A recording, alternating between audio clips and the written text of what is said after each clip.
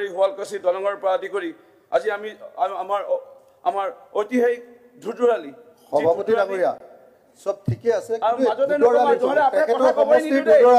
আপোনাৰ কথা কবই তেখেতৰ সমষ্টিৰ ধুধুৰালিটো দেবেৰাৰ পৰা নকছাৰী দেবেৰাৰ পৰা কাজি দলঙলৈকে অখিল গগৈ ডাঙৰীয়া তেখেতৰ যিটো ধুধুৰালিটো অৱস্থা কি হৈ আছে আপোনাৰ ওচৰত গৈ পেলাই ধুধুৰালিটো কি হৈ আছে ধুধুৰালিটো কি হৈছে মই মাইক ভাঙি দিম আপোনাৰ ওচৰত গৈ মই মাইক ভাঙি দিম আপুনি কথা মই কৈ আছো আপোনালোকে কোৱা মতে মই নকওঁ নাই কোৱা আপুনি যদি আপোনাৰ ওচৰত মই থিয় হ'ম আপোনাক কথা ক'বলৈ নিদিওঁ মোৰ মাজত কথা নক'ব মোৰ মাজত কথা নক'ব মোৰ মাজত কথা নক'ব মোৰ মাজত কথা নক'ব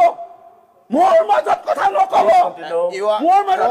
give me direction honorable chair will give direction don't give me direction কেনেকুৱা কথা কৈছে স্যার মাইক ভাঙি দিম আমি তো কোনো নকওঁ স্যার কি মাইক ভাঙি দিম কয় don't give me সম্পত্তি এনেকে নষ্ট কৰি don't give me direction who are you কি কথা হৈছে ৰূপজ্যোতি কৰ্মী ৰূপজ্যোতি কৰ্মী আৰে এখন স্যাৰ কি ৰূপজ্যোতি কৰ্মী come to attack me Rupjyoti কৰ্মী how dare you ৰূপজ্যোতি কৰ্মী কামটো আছে ৰূপজ্যোতি কৰ্মী মোৰ কথা কোৱা মাজত কি ফটো লগাব আহিছে আপুনি কি ফটো লগাব আহিছে তহঁতি ফটোৱা নেকি ৰূপজ্যোতি কৰ্মী তহঁতি ফটোৱা প্লিজ ফটোৱা চালা একবিংশ শতিকাৰ এই তৃতীয়টো দশকৰ আৰম্ভণিৰ সময়ছোৱাত এয়া আমাৰ জনপ্ৰতিনিধিৰ স্বৰূপ এয়া আমাৰ বিধায়কৰ চৰিত্ৰ